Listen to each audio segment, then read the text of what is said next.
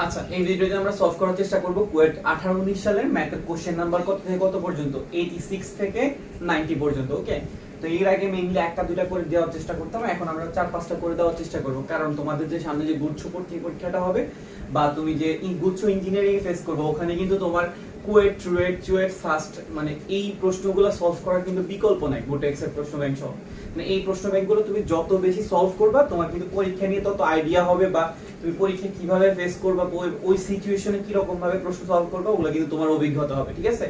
আর ধরো তুমি যদি একটা চ্যাপ্টার বাই চ্যাপ্টার সলভ করতে যাও, একটা জিনিস খেয়াল করবা যে তুমি ওই চ্যাপ্টারটা কিন্তু সূত্রগুলা সেম সূত্রগুলাই বারবার করতেছে। ঠিক আছে না? যখন তুমি একটা ম্যাথের চ্যাপ্টার বাই চ্যাপ্টার সলভ করো প্রশ্ন ব্যাংক থেকে, ঠিক আছে, কিন্তু যদি তুমি একটা সাল পুরো সলভ করো, একটা জিনিস ভালো থাকে কি, তুমি ওই প্রশ্ন প্যাটার্নটা বুঝতে পারো, এক নাম্বার। আর দুই নাম্বার কি, তোমার যে ভিন্ন ভিন্ন চ্যাপ্টার থেকে প্রশ্ন আসার কারণে তোমার কিন্তু সেম সূত্রগুলো আর পড়তেছে না, ভিন্ন ভিন্ন সূত্র পড়তেছে। ঠিক আছে? তোমার কিন্তু ওই সূত্রগুলা কিন্তু মানে একত্রে একটা কম্বাইন হয়ে যায় মাথার মধ্যে। কিন্তু যদি তুমি একটা চ্যাপ্টার থেকে করো, সেম সূত্রই বারবার আসতে থাকে, তো সেম টাইপের ম্যাথ আর পড়ার চান্স থাকে না এখানে। তো আমরা এখানে 86 থেকে 90 পর্যন্ত সলভ করব, তো তোমাদের আশা করি কোনো সমস্যা হবে না বুঝতে।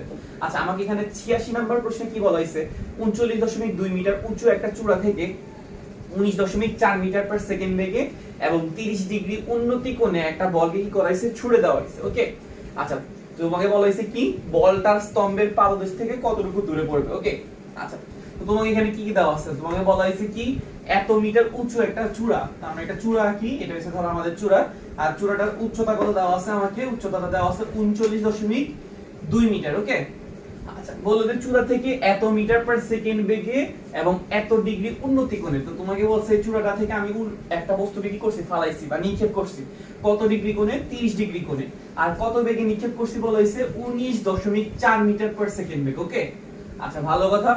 তো বলটা স্তম্ভের পাদদেশ থেকে কতটুকু দূরে পড়বে, ধরো এটা হচ্ছে স্তম্ভের পাদদেশ। পাদদেশ মানে কি, কোন একটা জিনিস ভূমিতে যে পয়েন্টে মানে টাচ করছে ওইটাকে আমরা বলি পাদদেশ। তাহলে এইখানে হচ্ছে বিল্ডিং এর পাদদেশ কোনটা, এটা। আর বস্তুটা পড়ছে কোথায়, ধরলাম ভূমিতে, এখানে।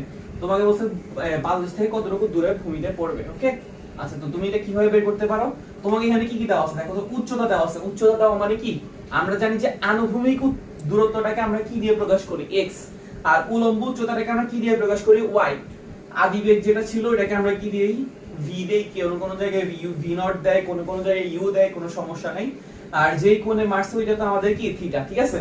তো x আছে, y আছে, থিটা আছে, v নট আছে, এরকম সম্পর্কটা একটা ছিল কিন্তু। একটু মনে করে দেখো যে x আছে, y আছে, আমাদের থিটা আছে, আবার v নট আছে, এই চারটা জিনিস দিয়ে একটা সম্পর্ক কিন্তু আমরা কম্বাইন করার পরে পাইছিলাম। আমাদের কিন্তু অনেকগুলো প্লাসের অনেকগুলো সূত্র ছিল, আমরা কম্বাইন করার পরে সূত্রটা পাইছিলাম এরকম, y সমান সমান x tan theta minus gx square divided by 2 v nought square cos square theta. একটু মনে করে দেখো, এটা মনে আসার কথা। ঠিক আছে? আমরা দুইটা x এর সূত্র আর y এর সূত্রকে যখন কম্বাইন করছিলাম, ভাগ করছিলাম, বা একটা থেকে আরেকটার মান বসের প্রতিস্থাপন পদ্ধতিতে করে পাইছিলাম একটা ফর্মুলা, y সমান সমান কি ছিল, x tan theta divided minus gx square by 2 v nought square cos square theta. আচ্ছা, এখানে একটা জিনিস ঝামেলা হইতেছে কি, তুমি যখন একটা বস্তুকে নিচ থেকে উপরে মারো, মানে একটা বস্তুকে যখন নিক্ষেপ করো, নরমাল ধরো তুমি ভূমি থেকে, আমরা সব এই সূত্রটা কোন কেসের জন্য প্রুফ করছিলাম, এটা কি কোনো অ্যাবনরমাল কেসের জন্য নাকি নরমাল কেসের জন্য, এটা কিন্তু ছিল নরমাল কেস। নরমাল কেস মানে কি, আমি যদি একটা বস্তুকে নিক্ষেপ করি তাহলে সেটা নরমাল অবস্থায় কোথায় যাবে, উপরে যাবে। আমি যদি একটা বস্তু কি করি, নিক্ষেপ করি, তাহলে নরমাল অবস্থায় সেটা কোথায় যাবে, উপরে যাবে। তো কিন্তু এখানে কিন্তু উল্টাটা হইছে, আমি যখন এটাকে নিক্ষেপ করছি এটা কি উপরে গেছে না নিচে আসছে, এটা দেখতেছি এটা কিন্তু নিচে আসছে। তাই যেহেতু এটা একটু অ্যাবনরমাল বা উল্টাই গেছে বলতে পারি, তাই আমাদের যে উচ্চতাটা, এই উচ্চতাটা কিন্তু আমরা কি দিব না, প্লাস দিব না, আমরা এই উচ্চতাটা কি দিব, মাইনাস দিব। মানে নরমাল জিনিসগুলোকে আমরা প্লাস দিয়ে ডিনোট করব, আর অ্যাবনরমাল বা উল্টা জিনিসগুলোকে আমরা কি করব, মাইনাস দিয়ে ডিনোট করব। সোজা হিসাব। মানে আমরা নরমালি নিক্ষেপ করলে বস্তুটা কি হবে, উপরের দিকে উঠে, তখন y কি হবে, প্লাস। তোমাকে যদি বলতো যে 5 মিটার উপরে উঠছে, তাহলে তুমি y কি দিবা, প্লাস। আর কিন্তু এখানে দেখো 39.2 মিটার নিচে পড়ছে, কিন্তু সে এখান থেকে নিক্ষেপ করছিল, ঘুরে এসে এখানে পড়ছে, তাহলে কতটুকু নিচে পড়ছে, 39.2। তাই আমি এখানে y টা কি দিছি, মাইনাস দিছি। ওকে, আচ্ছা, এবার দেখো থিটাটা কিন্তু আমি নিক্ষেপ করলে এটাকে অবশ্যই উপরের দিকে নিক্ষেপ করব, তাহলে উপরের দিকে আছে, তার মানে এটা নরমাল অবস্থায় আছে, তাই এটা কি হবে, প্লাস 30 ডিগ্রি। আর বস্তুকে আমি তো পজিটিভ বেগেই মারছি, কোনো সমস্যা নাই। এখন যদি তোমাকে কেউ বলতো যে এই বস্তুটাকে আমি উপরের দিকে না মারে নিচের দিকে মারলাম, নিচের দিকে কোণ করে মারছি। তোমাকে যদি কেউ বলতো যে নিচের দিকে মানে বিল্ডিং এর সাথে মানে বিল্ডিং এর উপরের তলটার সাথে আমি নিচের দিক করে মারছি, আমরা নরমালি মারতাম তো উপরের দিকে, যেহেতু এটা উল্টা দিক হয়ে গেছে বা অ্যাবনরমাল হয়ে গেছে তখন আমরা থিটাটাকে কি দিতাম মাইনাস, কিন্তু এখন এটা নরমাল অবস্থায় আছে, নরমাল জিনিসগুলোকে প্লাসে চিন্তা করবা আর অ্যাবনরমাল বা উল্টা জিনিসগুলোকে কিসে চিন্তা করবা মাইনাস। ওকে, তাহলে আমরা এখানে একটু মান বসাই দিলে আমাদের কিন্তু কি আননোনটাকে, এখানে আননোন হইছে আমাদের x, এই x এর মানটা কিন্তু কি হয়ে যাবে বের হয়ে যাবে। তাহলে আমরা y এর মানটা বসাইতে পারি কত -39.2 x tan থিটা, x টা আমি জানি না, tan থিটা, থিটার মান কত ডিগ্রি 30 ডিগ্রি। তো তুমি যদি tan এর মধ্যে 30 বসাও, tan 30 এর মান কত আমরা সবাই জানি 1/√3, ঠিক আছে। gx স্কয়ার, g এর মান হইছে কত 9.8 x square divided by 2, v nought square, v nought এর মান হইছে কত 19.4 স্কয়ার, আর cos square theta, cos square theta, cos square থিটার মধ্যে আমরা কত বসাবো 30 ডিগ্রি, cos 30 এর মান হইছে কত √3/2। এটাকে যদি আমরা স্কয়ার করি, আমি কিন্তু স্কয়ার করে লিখে দিচ্ছি, স্কয়ার করলে কত হবে √3/2 কে স্কয়ার করলে আমরা সবাই জানি আসবে কত 3 ডিভাইডেড বাই কত 4। তো তুমি এটাকে ক্যালকুলেটর দিয়ে সলভ করতে পারো, আমি একটু তোমাকে লিখে দিচ্ছি কত আসে। আচ্ছা এটা একটু সলভ করে দেখাচ্ছি, সমস্যা নাই। 1/√3 যদি আমরা দশমিকে নেই তাহলে কত আসছে আমাদের আসছে 0.577 x, আর এখানে আছে কত -39.2, আর এখানে আছে কত, এবার এই অংশটাকে ক্যালকুলেট করো 9.8 ডিভাইডেড বাই 2 আর 19.4 স্কয়ার 3/4। ওকে, তাহলে আমি যদি এটাকে ক্যালকুলেট করি কত আসছে একটু দেখি,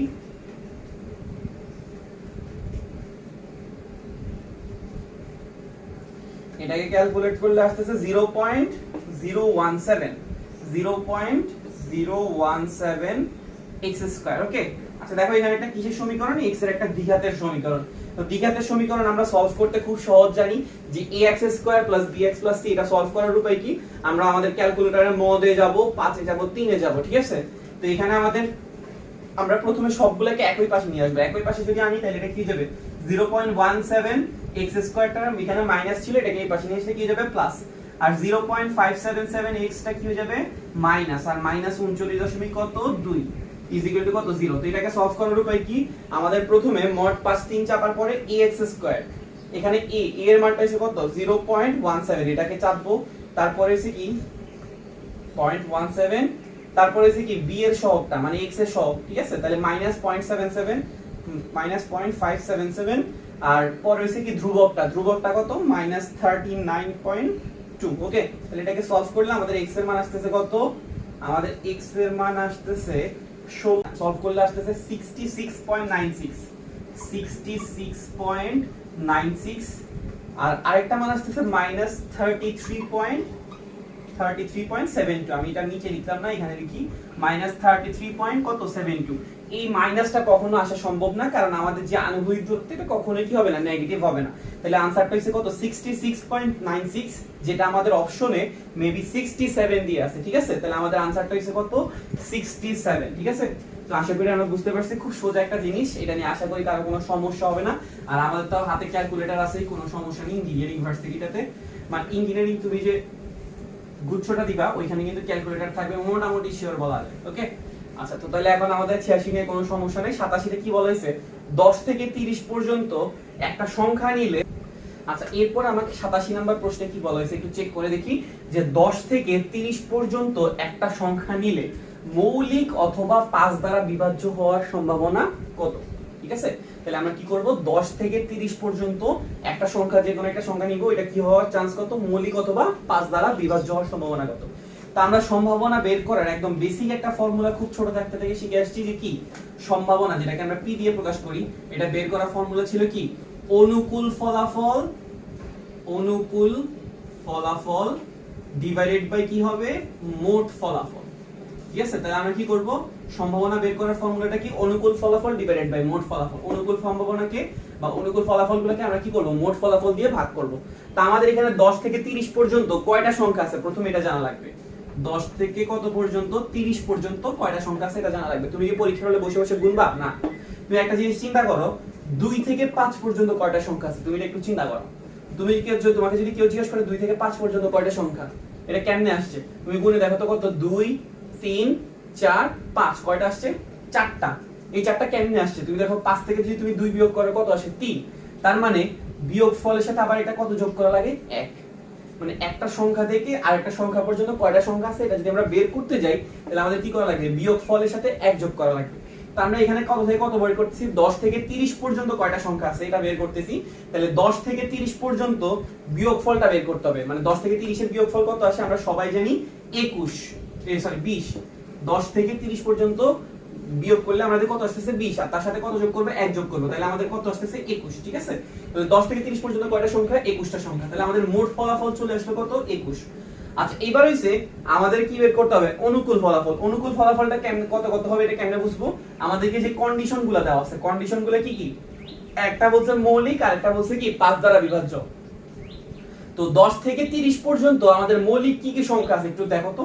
মৌলিক সংখ্যার সংজ্ঞা মনে আছে, যারা কি এক বাদে অন্য কিছু দিয়ে ভাগ করা যায় না তাদেরকে আমরা কি বলতে পারি মৌলিক সংখ্যা। তাহলে 10 থেকে 30 পর্যন্ত কয়টা মৌলিক সংখ্যা আছে এটা কেমনে বের করব। তা আমরা এখানে দেখতেছি 11 একটা মৌলিক সংখ্যা, এটা আমরা জানি। 12 তো মৌলিক সংখ্যা না, 13 একটা মৌলিক সংখ্যা, 14 মৌলিক সংখ্যা না, 15 মৌলিক সংখ্যা না, 16 না, আবার 17 আছে, 19 আছে, ঠিক আছে। এরপরে 23 আছে, 24 15 25 26 27 28 29 আছে, ঠিক আছে। তাহলে আমাদের মৌলিক সংখ্যা কয়টা আসতেছে দেখো তো 6টা, ঠিক আছে। তাহলে মৌলিকের অনুকূলে ফলাফল কয়টা 6টা, মৌলিকের অনুকূলে ফলাফল কয়টা 6টা। এবার হচ্ছে 5 দ্বারা বিভাজ্য, যদি আমরা 5 দ্বারা বিভাজ্য খুঁজতে যাই 10 থেকে 30 পর্যন্ত তাহলে কত আসবে দেখো তো। 10 কে কিন্তু 5 দিয়ে বিভাজ্য, আবার 15 কিন্তু 5 দিয়ে বিভাজ্য, আবার 20 ও কিন্তু 5 দিয়ে বিভাজ্য, 25 ও কিন্তু 5 দিয়ে বিভাজ্য, 30 ও কিন্তু 5 দিয়ে বিভাজ্য। তাহলে 10 থেকে 30 পর্যন্ত 5 দ্বারা বিভাজ্য সংখ্যা আমি কয়টা পাইতেছি, একটা দুইটা তিনটা চারটা পাঁচটা, তাহলে কয়টা পাইতেছি 5টা, ঠিক আছে। তাহলে এখন এই দুইটা জিনিসকে আমরা কি করব, এখন এই দুইটা জিনিসকে কি করব আমি এটা বোঝার জন্য আমাদের এখানে একটা সিম্বল দেওয়া আছে। সিম্বলটা কি বা, সিম্বলটা কি বোঝার উপায়টা হইছে বা। বা মানে কি যোগফল, বার অপর নাম আমরা মানে ম্যাথ ইউজ করার সময় কি করতে পারি যোগফল হিসেবে ইউজ করতে পারি। তাহলে আমাদের মৌলিকের যে অনুকূল ফলাফল আর 5 দ্বারা যে অনুকূল ফলাফল দুটোটা আমরা কি করে দিব যোগ করে দিলে মোট অনুকূল ফলাফলটা পাই যাব, ঠিক আছে। তাহলে মোট অনুকূল ফলাফল 5 আর 6 যোগ করলে কত আসছে 11। তাহলে আমাদের মোট অনুকূল ফলাফল আছে কয়টা 11টা, আর মোট সম্ভাব্য ফলাফল আছে কয়টা 21টা। তাহলে আমাদের সম্ভাবনা বের হয়ে গেছে কত 11/21, ঠিক আছে। এটা আমরা আশা করি বুঝতে পারছি। তো আমি আবার একটু রিপিট করতেছি, 10 থেকে 30 পর্যন্ত একটা সংখ্যা নিলে মৌলিক অথবা 5 দ্বারা বিভাজ্য কেমনে বের করব। মৌলিক বের করার সিস্টেম আমরা জানি যে মৌলিক খুঁজে খুঁজে দেখব, এখানে আসছে 6টা, আর 5 দ্বারা বিভাজ্য আসছে কয়টা 5টা, আর মোট কয়টা আসছে মোট আসছে 10 থেকে 30 পর্যন্ত সংখ্যা আছে 21টা। তাহলে অনুকূল ফলাফলকে মোট ফলাফল দিয়ে ভাগ করছি, তাহলে এই অনুকূলে দুইটা কন্ডিশন ছিল, দুটোটা কন্ডিশন আমরা কি করছি যোগ করে ফেলছি, আর মোট ফলাফল তো আসছিল 21 ভাগ করে দিছি। ওকে, আশা করি এটা নিয়ে কোনো সমস্যা হবে না, ঠিক আছে। আচ্ছা এরপরে 88 নাম্বার প্রশ্নে আমাকে কি বলা হয়েছে 1 2 5 9 10 15 17 19 21 এর কি ভেদাঙ্ক, ঠিক আছে। এর কি বের করতে বলছে ভেদাঙ্ক। জিনিসটা তোমার কাছে প্রশ্নটা একটু আনকমন মনে হতে পারে, কেন, কারণ আমরা যখন কোন একটা বই পড়ি বইয়ের লাস্টের দিকে খুব একটা মনোযোগ দেই না। এটা হচ্ছে আমাদের সেকেন্ড পেপারের একদম লাস্টের চ্যাপ্টারটা, ঠিক আছে, যেটা হচ্ছে পরিসংখ্যানের মধ্যে পড়ে, ঠিক আছে না। সেকেন্ড পেপারে একদম লাস্টের চ্যাপ্টারটার একটা টপিক হচ্ছে কি ভেদাঙ্ক। তো এই ভেদাঙ্কটা বের করার একটা ফর্মুলা ছিল, এটাকে আমরা বলতাম ভেদাঙ্ক প্রকাশ করার উপায় হচ্ছে কি সিগমা স্কয়ার। ভেদাঙ্কটা প্রকাশ করার উপায়টা কি ছিল সিগমা স্কয়ার। এটা কিভাবে বের করব, ডিভাইডেড বাই কি দিব n, n মানে হচ্ছে তোমার এখানে কয়টা সংখ্যা আছে, ঠিক আছে, আর এখানে একটা সামেশন দিব, সামেশন দিয়ে x minus xi whole square, আচ্ছা sorry x minus x bar whole square, এখানে xi minus x bar whole square, ঠিক আছে। জিনিসটার মানে কি তোমাকে যদি একটু এক্সপ্লেইন করি, সামেশনের খুব মানে সহজে তোমরা জানো, কারণ আমার সামেশনের অনেকগুলো ভিডিও আছে। আচ্ছা সামেশন মানে হচ্ছে কি যোগফল, এটা আমরা সোজা বাংলায় বললে পাই। xi মানে হচ্ছে কি i দেওয়া মানে কি বোঝে জানো, i মানে বোঝে দিচ্ছে i এর মান 1 হইলে 1 নাম্বার পদ, i এর মান 2 হইলে 2 নাম্বার পদ, 3 হইলে 3 নাম্বার পদ। i এর মান যখন xi যখন 1 হবে তখন এটা আসবে কত 1, xi যখন 2 হবে তখন এখানে আসতেছে 2, i যখন 3 হবে তখন এখানে আসতেছে কত 3 নাম্বার পদে কত আছে 5, 4 হইলে কত হবে 9। আচ্ছা এবার হচ্ছে x বার মানে হচ্ছে কি তোমার এখানে যতগুলো সংখ্যা আছে তাদের কি তাদের গড়, ঠিক আছে। বাদ দেওয়া মানে বুঝাইতেছে কি গড়, বা তুমি এটা নিচে একটা এভারেজও লিখে দিতে পারো, মানে এটা দ্বারা কি বুঝাইতেছে এখানে যতগুলো সংখ্যা আছে তাদের কি গড়, তাদের তাহলে একটা পদ থেকে আরেকটা গড়ের বিয়োগ করে তাকে আবার কি করা লাগবে স্কয়ার করে কি করতে হবে যোগ করতে হবে, যোগ করে যতগুলো পদ আছে পদ দিয়ে ভাগ করে দিলে কি হয়ে যাব ভেদাঙ্ক। তো আমি তোমাকে এটা করে দেখাচ্ছি, কোনো সমস্যা নেই, ঠান্ডা মাথায় চিন্তা করো। প্রথমে আমরা একটু গড়টা বের করি, ঠিক আছে? গড়টা বের করার উপায় কি? আমরা সবাই জানি যতগুলো পদ আছে তাদেরকে যোগ করব। তাহলে 1 plus 2 plus 5 plus 9 plus 10 plus 15 plus কত 17 প্লাস কত 19 প্লাস কত 21 ডিভাইডেড বাই কত আসতেছে। এখন আমরা যদি যোগ করতে যাই, মানে এখানে কয়টা পদ গুনতে যাই, একটা দুইটা তিনটা চারটা পাঁচটা ছয়টা সাতটা আটটা নয়টা, তাহলে আমাদের এখানে কয়টা পদ আছে? 9টা পদ। তাহলে আমরা 9 দিয়ে কি করব? ভাগ করব, মানে গড় করতেছি। আচ্ছা, তো গড় করার সময় এখন আমাদের এগুলো যোগ করা লাগবে। যোগ করব কেমনে? খুব ইজি। 19 আর 21 যোগ করলে কত হবে? 40। 40 আর 17 কত? 57। 57 আর 15 যদি যোগ করি তাহলে কত আসছে? 72। 10 এ 82, 82 আর 9 কত? 91, 96, 98 আর 1 কত? 99। 99 কে যদি তুমি 9 দিয়ে ভাগ করো তাহলে কত আসবে? 99 কে 9 দিয়ে ভাগ করলে অবশ্যই আসবে কত? 11। ঠিক আছে? তাহলে 99 ভাগ 9 কত? 11। তাহলে আমাদের গড় বের হয়ে গেছে কত? 11। ঠিক আছে? আচ্ছা, এইবার হইছে কি, আমরা কি করব? গড় যেহেতু বের হয়ে গেছে, প্রত্যেকটা পদ থেকে গড়কে কি করব? বিয়োগ করব। প্রত্যেকটা পদ থেকে গড়কে বিয়োগ করে আবার তাকে কি করা লাগবে? স্কয়ার করা লাগবে। ঠিক আছে? তাহলে আমাদের প্রথম পদটা হইছে কত? 1। 11 থেকে যদি 1 কে বিয়োগ করি বা 1 থেকে 11 কে বিয়োগ করি, স্কয়ার করলে কি কখনো চেঞ্জ হবে? না। মানে তুমি যার থেকে যাকে বিয়োগ করে স্কয়ার করলে কি আসবে? সেম। তাহলে 11 থেকে যদি আমরা 1 রে বিয়োগ করি তাহলে কত আসবে? 10। 10 কে কি করব? স্কয়ার করব। ওকে? আচ্ছা, এটা গেল আমাদের প্রথমটা। এরপর এসে কি 11 থেকে কতকে বিয়োগ করব? 2 কে বিয়োগ করলে আসে কত? 9। 9 কে স্কয়ার করব। 11 থেকে তুমি যদি কি করো 5 কে বিয়োগ করো কত আসতেছে? 6। 6 কে স্কয়ার করব। আর সবগুলোর সাথে আমি একটা কি দিয়ে দিছি? প্লাস। কেন? কারণ সামেশন মানে কি, যতগুলা বিয়োগ করার পরে তুমি যে বড় করার রাশিটা পাইতেছো, মানে যে সংখ্যাটা পাইতেছো, ওই সংখ্যাগুলোকে কি করবা? যোগ করবা। ঠিক আছে? তাহলে 11 থেকে এবার 9 কে বিয়োগ করলে কত আসতেছে? 2। 2 আবার কি করা লাগবে? স্কয়ার। 11 থেকে 10 কে বিয়োগ করলে আসতেছে কত? 1। 1 কে কি করব? স্কয়ার। ঠিক আছে? তারপর এসে 11 থেকে 15 কে বিয়োগ করলে আসতেছে কত? 4। 4 কে আবার কি করব? স্কয়ার। 11 থেকে 17 বিয়োগ করলে আসে কত? 6। 6 স্কয়ার। 11 থেকে 19 বিয়োগ করলে কত আসে? 8। 8 কে স্কয়ার করলে কত হবে? 8 স্কয়ার। আমি কিন্তু মাইনাস গুলো বলতেছি না, কারণ প্লাস 8 স্কয়ার আর মাইনাস 8 স্কয়ার কি আসবে? সেম। 11 থেকে 19 বিয়োগ করছি, 8 পাইছি, 8 স্কয়ার। 11 থেকে 21 বিয়োগ করলে কত আসে? 10। 10 স্কয়ার। আর ডিভাইডেড বাই কি ছিল? ফর্মুলাতে n ছিল। n মানে কি? কয়টা সংখ্যা আছে? 9টা সংখ্যা।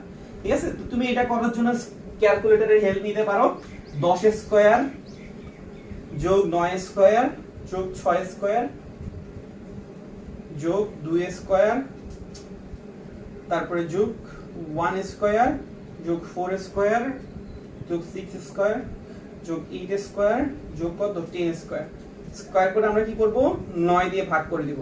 তাহলে আমাদের আসছে কত? 48.67। কি আসছে? 48.67। তাহলে আমাদের ভেদাঙ্কটা কিন্তু কি গেছে? বের হয়ে গেছে। ঠিক আছে? তা আমরা এটার সাথে ফ্রি আর একটা জিনিস শিখতে পারি। ভেদাঙ্ক যেহেতু শিখে গেছি, তাহলে আমরা ফ্রি আর একটা জিনিস শিখলে আমাদের ক্ষতি তো নাই, আমাদের দুইটা ম্যাথের কাজ হয়ে যাবে। তোমাকে যদি এখন ভেদাঙ্ক না বলে পরিমিত ব্যবধান বের করতে বলতো, কি বের করতে বলতো? ধরো আজকে তোমাকে যদি বলতো পরিমিত ব্যবধান, পরিমিত ব্যবধান, পরিমিত ব্যবধানকে আমরা প্রকাশ করি কি দিয়ে? শুধুমাত্র সিগমা দিয়ে। তোমরা অনেকে এটাকে 6 মনে করতে পারো, এটা সিগমা। ঠিক আছে? তো সিগমাটা আমরা সিগমা স্কয়ারের ভ্যালু কত পাইছি? 48.67 না? তাহলে সিগমা পাইতে হলে কি করে দিব? রুট করে দিলে আমাদের কি বের হয়ে যাবে? পরিমিত ব্যবধানটাও বের হয়ে যাবে। তো আজকে আমরা এই অঙ্কটা থেকে কিন্তু দুইটা অঙ্ক শিখে ফেললাম, কিভাবে ভেদাঙ্ক বের করতে হয় এবং কিভাবে কি বের করতে হয়? পরিমিত ব্যবধান। তাহলে ভেদাঙ্ক আর পরিমিত ব্যবধানের মধ্যে ডিফারেন্স কি? একটাতে স্কয়ার আছে আর একটাতে স্কয়ার নাই। ওকে? আচ্ছা, তো আশা করি এটা নিয়ে কোনো সমস্যা নাই। আমরা দেন পরের ম্যাথটাতে চলে যাচ্ছি। 89 প্রশ্নটা পড়তে পারো, চেষ্টা করতে পারো। কি বলেছে একটু খেয়াল করো তো। বলা হয়েছে 11 জন শ্রমিকের দৈনিক মজুরি 50, 30, 100, 25, 35, 50, 30, 25, 55, 60, 80 টাকা হলে চতুর্থক ব্যবধান কত? তো এটাও কিন্তু একদম লাস্টের চ্যাপ্টারের প্রশ্ন, মানে ওই যে আমি যেটা বললাম 10 নাম্বার চ্যাপ্টার, এটাও আমরা অনেকে স্কিপ করে আসি। মানে এই টাইপগুলা দেখো, তুমি কিন্তু জাস্ট ছোট দুইটা জিনিস জানছো, তুমি দুইটা এমসিকিউ করতে পারছো। এখন যে 10 নাম্বার চ্যাপ্টারটা স্কিপ করে গেছে সে কিন্তু দুইটা এমসিকিউ পারলো না, তাহলে দেখো। ঠিক আছে? তো কোনোটাকে জিনিসটাকে ছোট মনে করবে না, সবগুলো জিনিস কিন্তু পড়বা। ঠিক আছে? তুমি অনেক কঠিন ম্যাথ ট্রাই করাচ্ছে, সবগুলো জিনিস ভালো করে ভাবে পারাটা বেটার কিন্তু। ঠিক আছে? আচ্ছা, আমাদের 11 জন শ্রমিকের দৈনিক মজুরি দেওয়া আছে কত কত? 50, 30, 100, এত এত এত। চতুর্থ ব্যবধান, চতুর্থ ব্যবধান যদি তুমি বের করতে যাও, চতুর্থ ব্যবধান এটা বের করার ফর্মুলাটা কি ছিল? q3 minus q1 divided by কত 2। চতুর্থক ব্যবধান বের করার ফর্মুলাটা ছিল q3 minus q1 divided by কত 2। এখন তোমার প্রশ্ন হতে পারে ভাই এখানে q1 কি জিনিস, q3 কি জিনিস। ঠিক আছে, ধরো তোমাকে আমি একটা ভ্যালু দিলাম, ঠিক আছে, এই ভ্যালুগুলার একদম ছোট মানটা হইছে এখানে, কোথায় অবস্থিত, এখানে অবস্থিত। একদম বড় মানটা কোথায় অবস্থিত, এখানে অবস্থিত। এটা হইছে আমাদের, যদি আমরা এখানে যদি চারটা অংশে ভাগ করি, চতুর্থক মানে কি চারটা খণ্ড হবে না, এটা একটা খণ্ড, এটা একটা খণ্ড, এটা একটা খণ্ড, মানে চারটা খণ্ড কি কি, একটা খণ্ড এটা, একটা খণ্ড এটা, একটা খণ্ড এটা, আর একটা খণ্ড এখানে। এই বরাবর মানে শুরুর দিকে যে নিম্নমান থেকে তুমি যদি উচ্চ মানে সাজাও, তাহলে প্রথম থেকে প্রথম খণ্ডের পরে যে মানটা আসবে এটা হচ্ছে q1, দ্বিতীয় খণ্ডের পরে কত মানটা আসবে q3 q2, আর তৃতীয় খণ্ডের পরে মানটা আসবে কত q3। ঠিক আছে, এটা হচ্ছে আমাদের শুরুর মান মানে একদম ছোট মানটা, আর এটা হচ্ছে একদম শেষ বা বড় মানটা। আর মাঝখানে চারটা খণ্ড করলে কয়টা পয়েন্ট থাকবে, কিন্তু তিনটা পয়েন্ট। প্রথমটা হচ্ছে q1, তারপরটা q2, তারপরটা হচ্ছে কি q3। তার মানে আমরা একটা জিনিস শিখতে পারছি যে আমাদের যদি চতুর্থক ব্যবধান বের করতে হয় তাহলে মানগুলোকে নিম্ন ক্রম থেকে উচ্চ ক্রমে সাজাইতে হবে, তাই না? মানগুলোকে কি করা লাগবে, নিম্ন ক্রম থেকে উচ্চ ক্রমে সাজাইতে হবে। তাহলে আমরা এখানে কি করব, এখন নিম্ন ক্রম থেকে উচ্চ ক্রমে সাজাবো কেমনে? তো এখানে যদি তুমি মানগুলো একটু চেক করে দেখো, সবচেয়ে ছোট কোন মানটা আছে, সবচেয়ে ছোট দেখতেছি 25 আছে। 25 কিন্তু একটা নাই, কয়টা আছে, দুইটা। তাহলে আমরা প্রথমে 25 লিখে ফেললাম, মানে 25 কয়টা আছে, দুইটা। এবারে সে এখন কি করব, এবারে 25 এর পরে কত আছে, 30 ও কয়টা আছে, দুইটা। তাহলে 30 এরপর একটু দেখি কত আছে, 35। এরপর দেখো তো 35 কি একটাই, হ্যাঁ 35 একটাই। 40 টাই, 45 টাই, 50 আছে, একটা 50, দুইটা 50, তাহলে 50 লিখে ফেললাম। এরপরে কি 55 60 55 আছে, একটা 55, আর তো নাই না, একটাই 55। দেন আছে কি 60, একটা 60, তারপরে আছে 80, তারপরে আছে 100। দেখো সবগুলো নিচে কিন্তু দাগ পড়ে গেছে, মানে আমাদের সবগুলো কিন্তু 100 ইউজ হয়ে গেছে। দেখো আমরা এই যে ছোট থেকে বড় পর্যন্ত কি করছি, সাজাই ফেলছি। এখানে কয়টা মান আছে, 11টা মান আছে। ওকে, আচ্ছা এখন আমাদের কি বের করতে হবে, q3 আর কত q1। তো q3 আর q1 যদি বের করতে হয়, প্রথমে আমাদের q1 টা বের করব। q1 টা বের করার খুব ফর্মুলাটা ইজি। তোমার এখানে কয়টা সংখ্যা আছে, ওই সংখ্যাগুলো কয়টা সংখ্যা আছে আমরা জানি যে 11টা। এই যখন আমাদের সংখ্যাগুলা মানে কতগুলা সংখ্যা আছে ওটা যখন বিজোড় হবে, q1 বের করার সিস্টেমটা দিছে ওই বিজোড়ের সংখ্যাটার সাথে 1 যোগ করে 4 দিয়ে ভাগ করে দাও। q1 টা বের করার সিস্টেমটা কি, তোমার যে বিজোড় সংখ্যাটা আসবে ওই বিজোড় সংখ্যাটার সাথে 1 যোগ করে 4 দিয়ে ভাগ করে দাও। তাহলে 11 সাথে 1 যোগ করলে কত আসবে, 12, 12 কে 4 দিয়ে ভাগ করলে কত আসছে, 3। এটা হচ্ছে আমাদের কত, q1। আর q2 কেমনে বের করবা, q1 এর সাথে 2 গুণ করে দিবা, তাহলে এটা কি হয়ে যাবে, q2। ঠিক আছে, তাহলে q2 টা কত হবে, 3 দুগুণে কত, 6। q3 টা কত হবে, q1 এর সাথে 3 গুণ করে দিবা, তাহলে কত হবে, 3 3 9। ঠিক আছে, তাহলে আমাদের q1 টা হইতেছে কয় নাম্বার পদ, এটা কিন্তু মান না, এটা হচ্ছে 3 নং পদ। q1 এর মান কিন্তু 3 না, q1 এর মান কিন্তু 3 নং পদের মধ্যে যেটা হবে ওইটা। আর q2 এর মানটা হবে কত, 6 নং পদে যেটা আছে ওইটা, এটা হবে 9 নং পদে যেটা আছে ওইটা। তাহলে এখানে দেখো আমাদের 3 নাম্বার পদে কি কি আছে, 1 নাম্বার 2 নাম্বার 3 নাম্বার। 3 নাম্বার পদে আছে কত আছে, 30। ঠিক আছে, তাহলে q1 এর মানটা হচ্ছে কত, 30। এবারে আছে q2 টা হচ্ছে কত, 6 নং পদ। তাহলে 1 2 3 4 5 6 কত আছে, 50। আর 9 নম্বরে কি আছে, 7 8 9 কত আছে, 60। ঠিক আছে, তাহলে আমরা q1 q2 আর q3 এর মান কিন্তু কি গেছে, পাই গেছি। q1 টা কেমনে পাইছি, আমাদের যতগুলো পদ আছে তার সাথে 1 যোগ করে 4 দিয়ে ভাগ করে, কেন, কারণ এটা ছিল বিজোড়। ঠিক আছে, তাহলে এখন আমরা কি করব, ফর্মুলাতে মান বসে দিব চতুর্থক ব্যবধানের, যেটা আছে q3 q1 ডিভাইডেড বাই 2। তাহলে 60 30 ডিভাইডেড বাই 2 কত আসছে, কত, 50। ঠিক আছে, তাহলে আমাদের চতুর্থক ব্যবধানটা কত চলে আসছে, 50। ঠিক আছে, তো আশা করি আমরা বুঝতে পারছি, কারো কোনো সমস্যা না হওয়ার কথা না। জোড় হইলে ফর্মুলাটা কি হবে, একটু বই থেকে দেখে নিও। ঠিক আছে, আচ্ছা বই একটু ঘাটলে কিন্তু তুমি এই জিনিসগুলো এমসিকিউ গুলো কখনোই মিস হবে না। আচ্ছা এরপরে a 90 তে কি বলা হয়েছে, a একটা সেট দেওয়া আছে কি, a b c, b একটা সেট দেওয়া আছে কত, 1 0। ঠিক আছে, a একটা সেট দেওয়া আছে কি, a b c, b একটা সেট দেওয়া আছে কত, 1 0। তোমাকে বলা হইলো a থেকে b তে ভিন্ন ভিন্ন কতগুলো ফাংশন তৈরি করা যাবে। ঠিক আছে, a থেকে b তে তুমি কতগুলো ফাংশন তৈরি করতে পারবা। তো ফাংশনের সংজ্ঞাটা কি ছিল, তুমি যদি কি করো, a ক্রস b সেট করো, তাহলে যতগুলা রাশি পাবা প্রত্যেকটা একটা একটা কি হবে ফাংশন। তুমি যদি a থেকে b তে ক্রস করো যতগুলা রাশি পাবা প্রত্যেকটা একটা আলাদা আলাদা ফাংশন হবে। তাহলে তুমি দেখো a এর সাথে 1 এর একটা সম্পর্ক কিন্তু একটা ফাংশন, a এর সাথে 0 এর সম্পর্ক একটা ফাংশন, এরকম b এর সাথে 1, b এর সাথে 0, c এর সাথে 1, c এর সাথে 0। তাহলে a এর সাথে 1 0 মানে কয়টা? দুইটা। b এর সাথে 1 0 দুইটা, c এর সাথে 1 0 দুইটা। তাহলে টোটাল কয়টা আসছে সম্পর্ক? 6টা। মানে a1 a0 b1 b0 c1 c0। ঠিক আছে, কয়টা সম্পর্ক পাবো? মানে কয়টা ফাংশন পাইতেছি? 6টা। ঠিক আছে, তাহলে আমাদের আনসারটা হচ্ছে কত? 6। তো আশা করি কারো কোনো সমস্যা নাই, ভিডিওটা থেকে তোমরা শিখতে পারছো। তোমাদের যদি কোনো সমস্যা থাকে আমাকে জানাতে পারো। ভিডিও ডেসক্রিপশনে তোমরা Facebook page, group and Telegram group সবকিছু লিংক পাই যাবা। আর যদি এরকম ভিডিও চাও অবশ্যই শেয়ার করবা আর বন্ধুদেরকে অবশ্যই জানাবা। ঠিক আছে, চ্যানেলটা সম্পর্কে। আর নতুন হলে অবশ্যই সাবস্ক্রাইব করে রাখবা। তো ভিডিও দেখার জন্য ধন্যবাদ। কারো কোনো সমস্যা থাকলে জানাতে পারো। ঠিক আছে, আল্লাহ হাফেজ, আসসালামু আলাইকুম।